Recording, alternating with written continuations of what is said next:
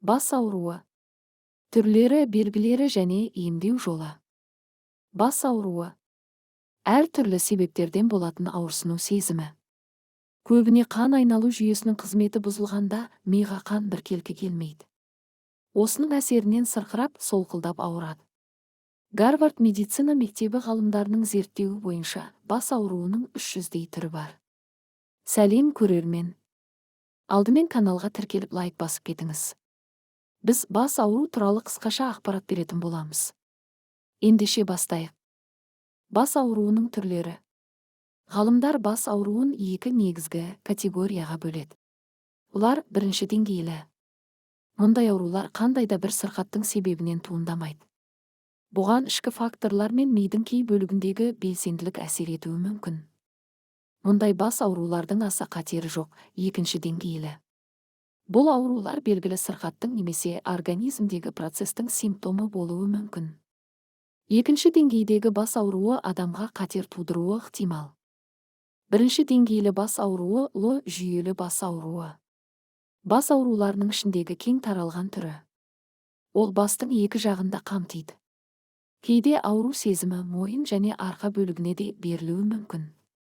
Әдетте бір орында қозғалмай жұмыс істеу және эмоциялық күйзеліс себебінен туындайды. Жүйелі бас ауруы 20 минуттан бірнеше сағатқа дейін созылуы мүмкін. Одан арылу үшін аспирин, парацетамол, ибупрофен сынды ауруды басатын дәрілерді ішуге болады. Мигрен. Бұл мигрен ерлерге қарағанда әйелдерде 3 есеге жиі кездеседі. Ол бастың бір бөлігінен бастау алып көз және шек аймағын, одан кейін желкеге ауысады. Ауру сезімі қатты дыбыстан және жарықтың әсерінен күшейе түсуі мүмкін. Кейде беттің бір жағымен қолыңыз шаншып сөйлеу қиындайды. Мигрен кезінде болатын аура инсульттің белгілеріне ұқсас. Егер мұндай жағдай бірінші рет орын алса, жедел жәрдем шақырған жөн. Қосымша белгілері болмаса, ауру басуға арналған дәрілерді ішіңіз. Кластерлі бас ауруы. Бірінші деңгейлі аурудың ішіндегі кең таралғаны. Мұнымен әйелдерге қарағанда ерлер 5 есеге жиі ауырады.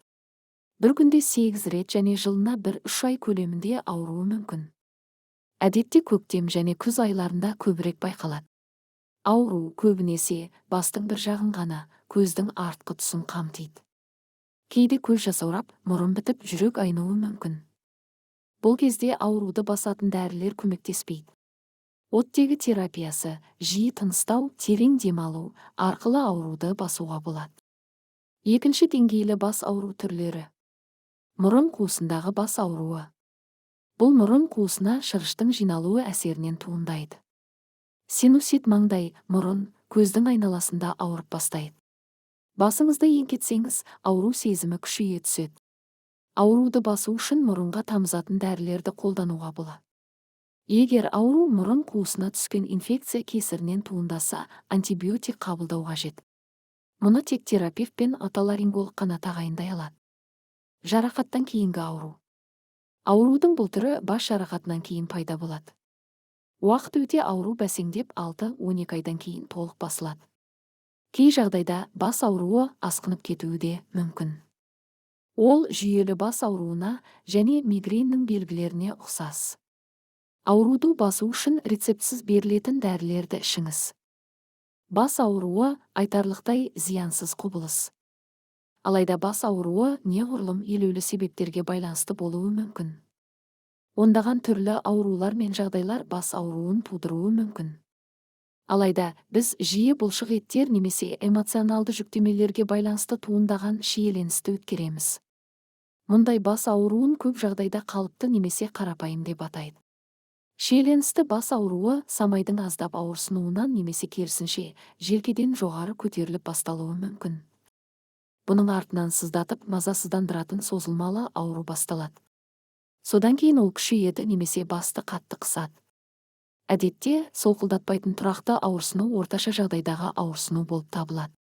Бұған шыдау қиын, бірақ адам төзгісіз деп айтуға келмейді. Алғашқы көмек.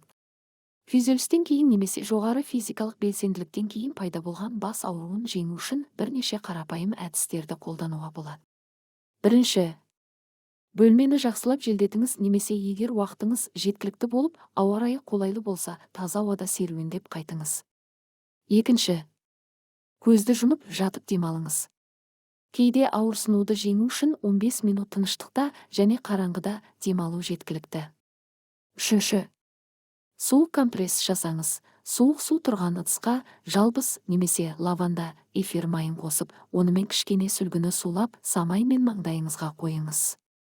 Егер ауырсыну кетпесе және қалыпты жұмыс істеуге кедергі келтірсе, ауырсынуды басатын дәрілерді қабылдауға болады. Әрине, ол үшін алдымен дәрігерлерге тексеріліп барып ішкен дұрыс. Естеріңізде болсын, бас ауруы кезінде бірінші, алкоголь ішуге болмайды. Оның босаңсытатын әсері сіз ойлағандай көмектеспейді. Ол қан тамырын кеңейтеді және алғашында ауруды басады. Бірақ содан кейін ауру қайтадан пайда болып, 2 есе күшейеді. Екінші, бас ауруы кезінде шылым шегуге болмайды. Себебі никотин қан тамырларын бірден тарылтып жібереді. Ал соның салдарынан ауырсыну одан да күшті болады. Үшінші, басқа мұз қоюға болмайды. Бас ауруы және оның әсері әр түрлі болғанымен, адам әрқашан оның себебін дұрыс түсіне бермейді. Егер шиеленісті бас ауруы кезінде суықпен емдеу зиян келтірмесе, бірақ күретамырлық қысымның көтерілуінің салдарынан болатын ауырсыну кезінде жағдайды нашарлатуы мүмкін. Төртінші, анальгетикалық таблетканың біреуі көмектеспесе, екіншісін қабылдауға болмайды. Бас жиі ауыратын болса, елеулі аурудың белгісі болуы мүмкін. Сондықтан бұл жағдайда дәрігерге жүгіну керек. Бас ауруының пайда болу қаупін төмендету үшін бірінші, компьютерде жұмыс істеген кезде көзіңізді демалдырып, жарты сағат сайын үзіліс жасаңыз. Сағат сайын 5-10 минутыңызды физикалық жаттығуларға бөліңіз.